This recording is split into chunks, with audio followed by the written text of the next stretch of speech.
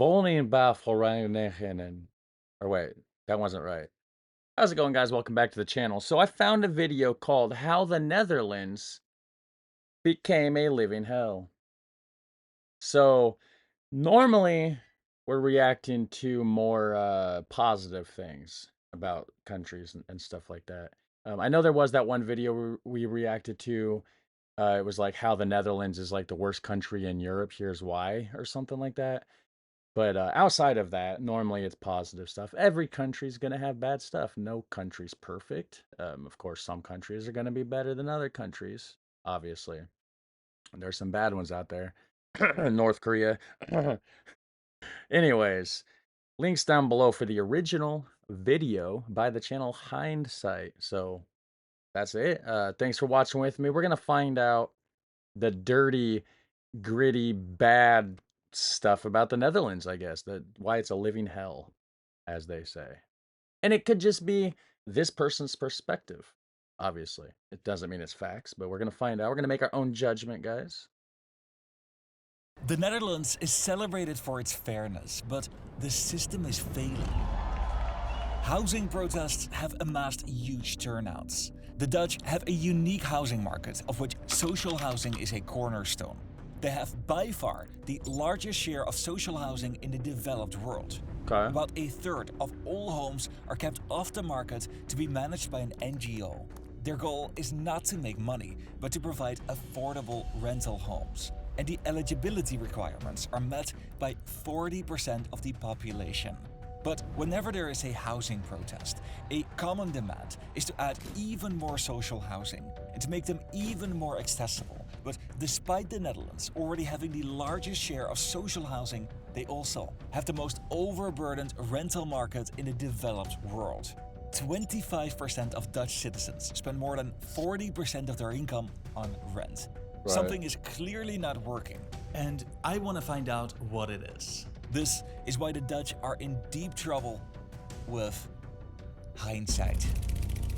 I mean, I have been hearing a lot about the housing crisis in the Netherlands and stuff. And when it says like this percentage of people are paying, this amount for their for the housing, a lot of the people in the Netherlands are living in big cities too. And I do know that in any country that you're in, the bigger the city, normally the bigger the price for rent. You know what I mean? Stuff like that, like to live there. Like if you look at like around my area, the average rental price, $1,000, $1,200 a month, maybe. Go to like somewhere like New York City, and it's gonna be like probably 3 or 4 thousand minimum for like a small little tiny 1 bedroom like apartment or something. It's crazy. But yes, hindsight too, of course, you can't sometimes fixing problems today can lead to bigger problems tomorrow, right? And apologies for all these flies buzzing around. Had the windows open trying to get some fresh air in the house. There's a lot in here. It sucks. It's kind of annoying.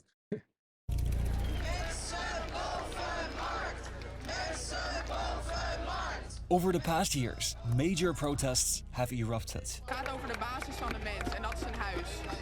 Dat willen we eruit halen. De sociale woningbouw komt. The goal of these protesters is often to add more social housing to the existing housing stock, and that seems to make sense on a gut level. But I want to look at the whole picture. So I went into the archives and I pulled up some of the most interesting statistics, and I found a lot of really eye-opening things. To understand the long-term trend, it's important that we start by understanding how the housing market took shape. Let's do it. Around the mid-1850s, the working class was moving to the cities to work in factories. In just 3 decades, the population of cities like Amsterdam, Rotterdam, and The Hague more than doubled. But living conditions were often poor. This affected the productivity and health of workers. So some entrepreneurs started woningbouwverenigingen, housing associations. Hold on. Woningbouwverenigingen. Or wait, that wasn't right. Woningbouwverenigingen. That's a hard one, guys. That's probably one of those ones where you got like the Dutch words where it's like 3 words combined into 1 word. Sorry, we're going to go with the video. So some entrepreneurs started woningbouwverenigingen, housing associations. These were privately owned companies with shareholders. There existed some 200 of them, and by the turn of the century, they provided about 10,000 families with homes. It was still a small segment of housing, but that would change. Behind are the grim years of famine and oppression. The bands play and the people welcome the dawn of a free new day. World War II left the country in ruins. Yeah. Of all Dutch homes, nearly a fifth was damaged and tens of thousands were heavily damaged or destroyed. Dang. There was a massive shortage of homes, or woningnood, how the Dutch called it. 250,000 homes were needed. The government was tasked with a momentous challenge, but they had an idea. Housing associations had primarily existed to house workers, but the government placed them under tight supervision, and they provided billions in funding to let them supply hundreds of thousands of affordable homes for all Dutch citizens. But like, I don't understand what the problem is so far. You're providing affordable homes for people. The prices are capped. The idea behind these houses are not to profit, but to provide a need for people that need housing and stuff. Okay, I mean, we're gonna find out. We're only 3 minutes into the video, of course. Things are gonna change.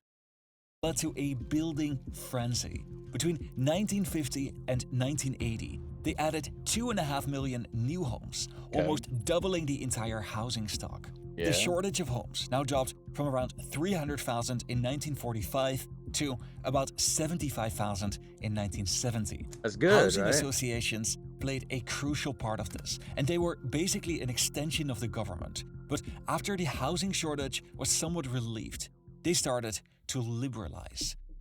One of their goals was to encourage homeownership. In 1945, most people were still living in a privately rented apartment. Okay. Over the years, this figure dropped substantially to just 19%. Homeownership had become more common. This was encouraged by the government, amongst other things, with the hypotheekrenteaftrek, a tax break for homeowners. Over that same period, I'm not gonna try that one. That word is it's gonna be too difficult.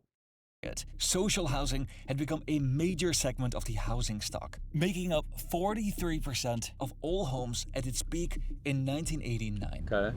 The transition to widespread social housing had cost the government billions, and in the 1980s and 90s, many felt Because the government's not making money on the house sales, right? Is that what it is? that it was time for these associations to stand on their own feet. The government cut their funding, and from the mid-1990s and onwards, they started operating as non-profit private businesses. Okay. They had a social mission to provide affordable housing, but were now operating without any subsidies. So in many socialist countries, these types of homes are owned by the state, whereas in countries like the United States, housing is almost entirely driven by the market. But the Dutch created a hybrid model. Non-profit housing operated with market-oriented principles. So how did it go wrong? So the only reason why we can make these videos is because we have sponsors. They help us pay for editors and Right. writers. And today's sponsor has been a longtime friend of the channel. If you're watching this video without a premium subscription, or if you're using We might as well watch this sponsor bit, guys. I've clicked through them before and people get all mad. So give the guy his due diligence here and check it out. There's a link below to his original video if you want to go there and check out the link that he's probably got for whatever this is and all that good stuff. any service on the internet without paying, your data will be collected. There exists an entire industry out there of companies who are collecting your data to sell them to data brokers. Those are That bad is guys. a major reason why you receive so much junk mail and robot calls. And it terrible. leaves you vulnerable to identity theft. The solution is Incogni. They reach out to data brokers on your behalf. Like a They make ninja. requests for your data to be deleted. They already took my data off 135 lists, Jeez. and they're working on 12 more at this very moment. In the activity, Right now, hard at work. you can see exactly of which list your data has recently been deleted. If you want to yeah. restore your privacy, Incogni is offering a 60% discount of an annual plan if you use Told my you. link in the pinned comment or in the description. You don't even have to go to the link, probably, because that QR code will probably take you right to it. That is 60% off a yearly plan. It's a And good now, deal. let's go back to the Netherlands. Let's please do it. Housing was historically considered a social good, but it became a tool for building wealth. So I mentioned that tax break for homeowners, and that's a good example. It was originally But it started by like nonprofit though. So how is it going to be building wealth if it's a nonprofit thing? Let me go back here a second. And these flies are really annoying me. I should not have opened my windows yesterday. wealth. So I mentioned that tax break for homeowners, and that's a good example. It was originally conceived to encourage people to buy a home. If you buy a house for $500,000 and get a typical 30-year mortgage with a 4% interest rate, you pay about €360,000 in interest, which was made tax deductible. Homeowners, while paying off their mortgage, save over €130,000 in taxes. That's great if you own your house, but here's the problem. You got a major tax break, but your neighbor who rents a similar house didn't get any of that. In other words, the system drives inequality between people who own and people who rent. Yeah. And that's just a small piece of the puzzle. Isn't it like that? I don't know how this works here in the United States, to be honest with you. So I don't really have like a whole lot of input here besides like we're learning about this together, guys. I can't really say it's true or untrue because I don't know. And I don't know how it works here. It's all about money. I know that. Like it's not. They're making profit. The people that got the houses are making profit here. I don't know how it goes there. Maybe the nonprofit stuff. I don't know. Social housing exists for the 40% of people with the lowest incomes. Housing associations build and manage these homes, and the first years after being deregulated were ridden with scandal. Everything is. Rotterdam voeren de nieuwe waterweg uit. This is the SS Rotterdam, a cruise ship that was launched in 1958. It has since traveled the world until, after decades of service in 2000, it was time to retire. So what does this have to do with housing? Yeah. Nothing. But a major Did they turn the cruise ship into housing because there's rooms in it? Yeah. I would assume, yeah, because I mean, now it's showing Westcourt right when I paused it. I didn't know before I paused it, obviously, but good timing. Westcourt Hotels, I bet they transformed it into a hotel, a floating hotel. Makes sense, right? Repurpose things. housing association in Rotterdam purchased this ship for €30 million.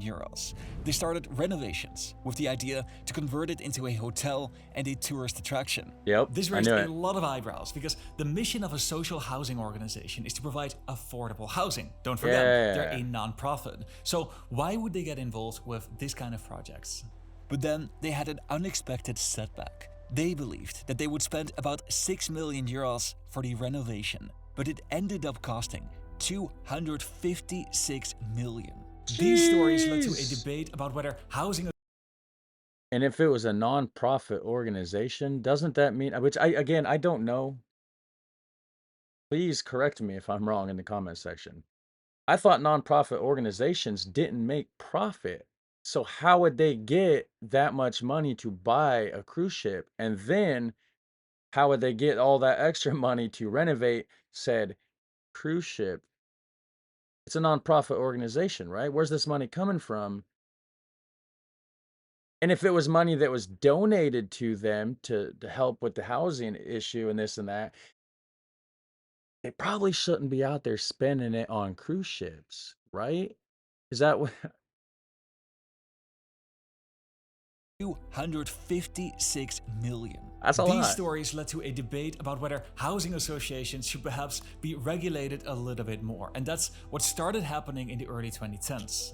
But more cracks started to show. But that's everywhere. There's organizations here that aren't doing things right. They're scamming people. They're skimming money off the top. I think every country, I mean, there's everything. There's corruption everywhere. This is just talking about a specific little bit of corruption in the Netherlands involving this housing situation. I don't know if that necessarily makes the Netherlands itself a living hell. Maybe if you're trying to get housing or something, or, in certain situations. In Amsterdam, the city with the highest cost of living and arguably the hardest place to find an affordable home in the city center, housing associations started selling their assets en masse. As a result, this reduced the affordable housing stock in the city center. This contributed to a higher cost of rent because the prices of private rentals were increasing faster than those of social rentals. but it was designed to make housing less dependent on social housing. In 2013, the government imposed the verhuurdersheffing, the landlord levy. I can say that one, verhuurdersheffing. I think I said it. I don't know. I might have been wrong too. So the landlord levy, huh? This tax forced housing associations to pay billions of euros to the state and to push more houses to the private market. One of the goals of these policies was to make it easier for people to buy a home by increasing the availability of houses on the private market. But the rate of homeownership didn't change at all. It basically flatlined. And now with these measures, it became more difficult for housing associations to build new homes. The state is obliged to reduce greenhouse gas emissions by the end of 2020. In 2019, that pissed a lot of people off. I remember that. That was well, I started my channel in the end of 2021 in August. And shortly after I started finding out about this. There was the farmers' protest in early 2022, I believe, yeah. And there were a lot of people hanging their Netherlands flags upside down in protest for the farmers and stuff because of this whole situation. There was a lot of people not happy about this. Greenhouse gas emissions by the end of 2020. In 2019, a court ruling forced the Netherlands to lower their emissions of nitrogen. Did they extend it? Immediately froze 18,000 projects, including the construction of 75,000 housing units. The rate of construction was already trending downwards, while over this same period, the shortage of homes was increasing. In 1945, there was a shortage of about 300,000 homes. This lowered over the next years, but especially in these last 2 decades, it really got out of control. Yeah, dude. With a peak of 450,000 homes in 2025. In numbers, not percentages, the Netherlands now has a greater housing shortage than in the years after World War II. Wow. In 2020, 1 in every 3 homes in Amsterdam was sold to foreigners. This sparked debate about opkoopbescherming, purchase protection. The policy aimed to protect homes that were owner-occupied to be bought up by investors. It was rolled out in most major cities. In 2021, over 15,000 people participated in a march demanding more affordable housing. It was the largest housing protest in decades. The cost of housing had nearly doubled in the 10 years between 2012 and 2022. And between these 2 years alone, home prices increased by 20%. I haven't looked at any numbers here. I don't know, but I feel like it may have done that here too. Like the prices on a lot of stuff has been going crazy. At rental, when we got this place here, this is a fixer-upper. We got lucky. We're getting it on a land contract, so it's outside of banks, outside of all that. We just pay the realtor company, and we're paying like $400 a month. Unheard of, because it's land contract through them, and there's a fixer-upper. Had to fix a lot of stuff, so we got a real cheap price. We were looking at prices. There was like 1-bedroom apartments going for rent for like $1,100, $1,200 a month in a small town around here. Insane. And it used to be like you would get that same apartment for like $450 or $500 a month, and it's now $1,200. This might be worldwide, guys. I don't know. Price increases are everywhere. Not saying or downplaying the issue there. Of course, there's a housing crisis there. I'm not saying that that's not the case.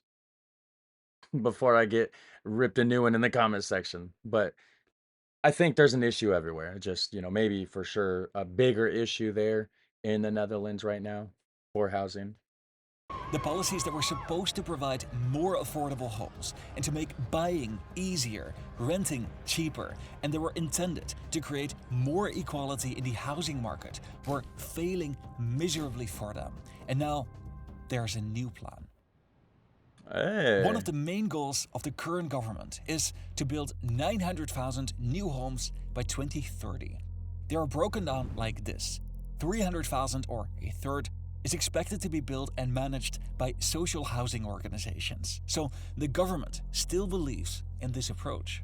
I opened this video by showing that the Netherlands has both a very large percentage of social housing and at the same time they have a remarkably high percentage of renters that are overburdened by the cost of rent. Right. But I don't mean to imply that this is caused by social housing or that social housing has a net negative effect on the housing market. It is more complex than that. For decades, the Netherlands didn't build enough homes, and construction is now hindered by goals to reduce emissions. The Dutch population has grown faster than anybody expected. People bought more homes as an investment, and strict land use restrictions, labor shortages. As an investment, though, does that mean that people were buying up houses that they weren't actually intending to live in as an investment to just turn around and flip for a profit, to which you would turn around and almost end up with the same problem that, right? It's just circling back around. More homes as an investment, and strict land use restrictions, labor shortages, and rising construction costs have all contributed to a slow response to rapidly increasing demand. Much of this is rooted in policy. The Dutch have tried to balance their social mission with advantages of a market-oriented approach, but they have moved too far in either direction in the past, and we've lived through the consequences. The Dutch are in uncharted territory. This has never been done before. Then on a final note, in last week's video about Poland, I did something that I've only done once before on this channel. Well, we didn't watch last week's video about Poland. I wonder where this guy's from, actually. I'm going to look at his channel, Hindsight. I wonder where the says Netherlands. Yeah, I was wondering because I thought he had a slight Dutch accent, but I'm not a Dutch accent expert, guys. I didn't say anything before. I just wanted to check. But in my mind, I was like, he kind of sounds like he might be Dutch himself. But anyways, thanks for watching, guys. That was good. Let me know what you think. I think the housing thing's everywhere. You guys have an issue for sure, but like the pricing and everything, like the prices are just going insane. They really are. They're going insane everywhere. But anyways, drop a comment. Have a super fun, awesome day. Catch you in the next one. Take care. Bye.